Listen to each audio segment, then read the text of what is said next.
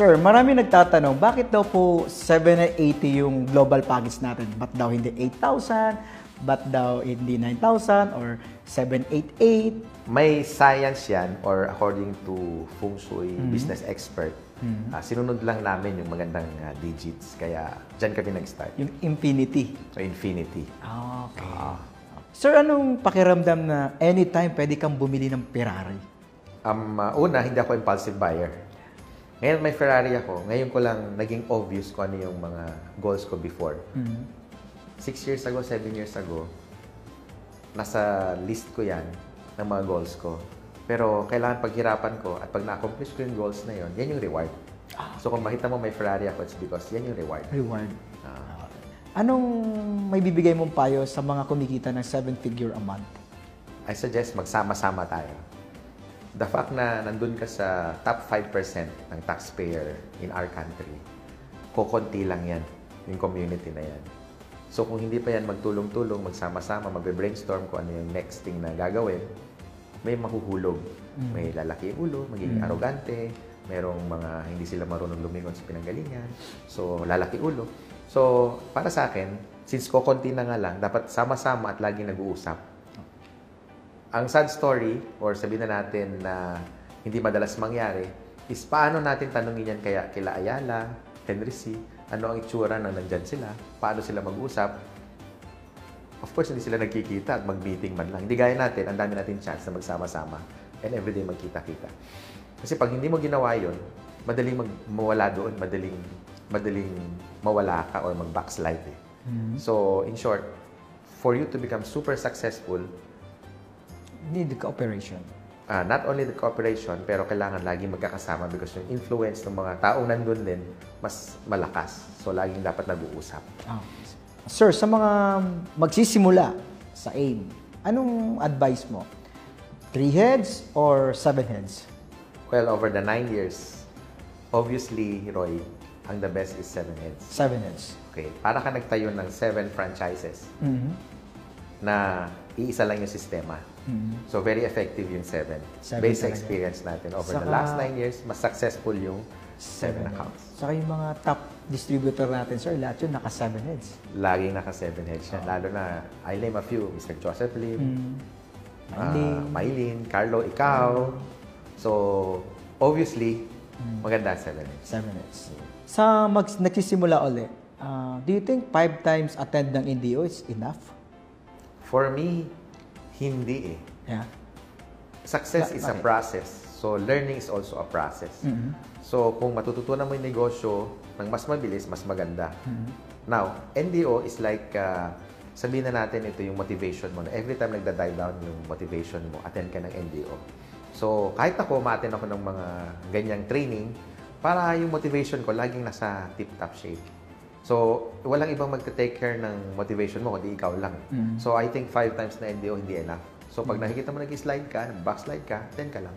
So, NDO. pwedeng habang nandiyan ka sa business na yan, dapat lagi ka nag-a-attend ng mga basic training na tinatawag. Exactly. Okay. Sir, sa culture natin, kasi marami nagtatanong, ano daw yung science ng handshake, saka pa-picture sa mga top earner?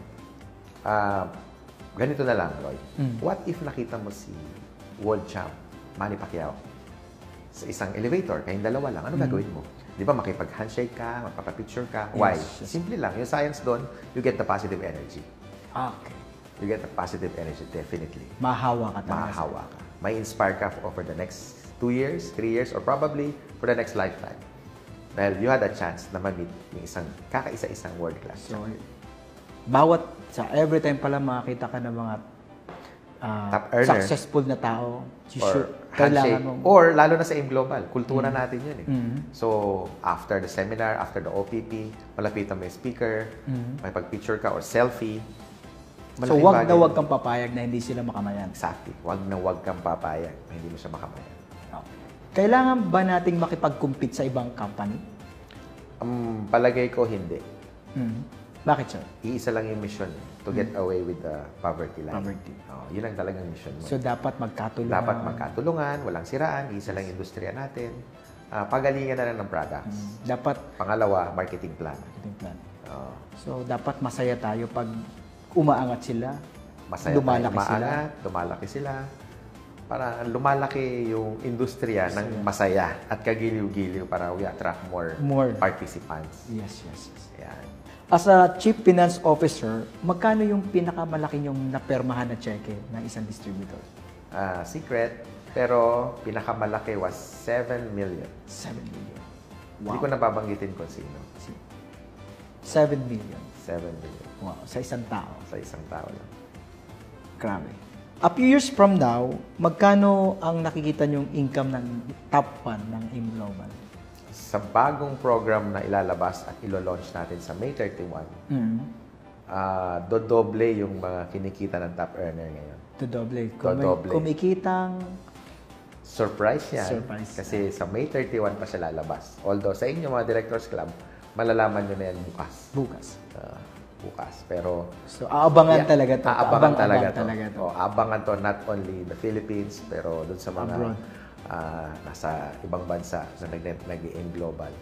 Yung program na ilo-launch natin, not only can double your uni-level stress debt, pati yung binary level income. Kaya, so, gusto ko sir ulitin yung madodoble. Madodoble yung mga kinikita ninyo. Wow. Grabe. Sir, anong gustong-gusto mong ugali ni Dr. M, our president? We're so lucky kasi yung president natin is a visionary president.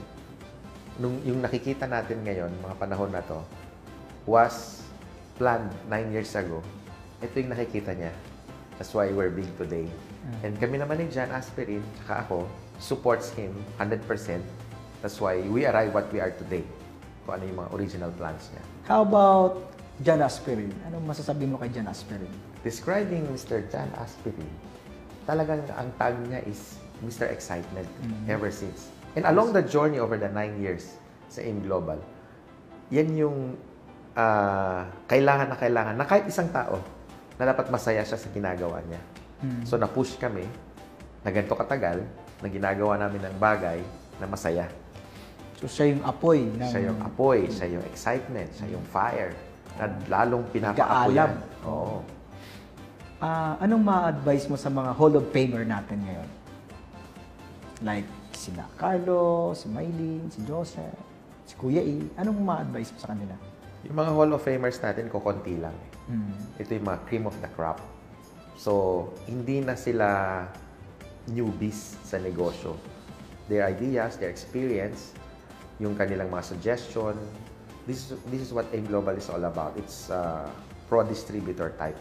We listen to all their suggestions and we put it into writing and then ini-implement natin kaagad because naging distributor sila. Sila yung mga nasa battlefield, mas alam nila kung ano yung mga dinadaanan nila na binabato sa BOD and then pinapansin natin yun. That's what we call pro-distributor company. Kaya important yung Hall of Famer. Sir, saan yung ultimate dream destination mo? Roy, local ba yan or international? International siya. Ayun, Maldives. Why? Una, pinag-uusapan niya ng mga Dutch, mga prince, mga sheikh, artista sa Amerika, yung Maldives. It's so serene, punong-puno ng mga island at palagi ko sa buong mundo, yun lang yung ganong klaseng environment. Kaya gusto kong puntahan. Part siya ng bucket list ko. Sir, advice naman para sa mga OFW member natin. Sa mga taga-OFWs, kahit part-time, you can create wealth. You can create your own economy. Pangatlo, halos lahat kami nag-start part-time. Doc Ed started part-time. Francis M. started part-time. The training team started part-time. You, Roy, also started part-time. So, it's a matter of time management. And pwede mo palang baguhin yung ekonomiya mo or meaning you can shape your future by starting today.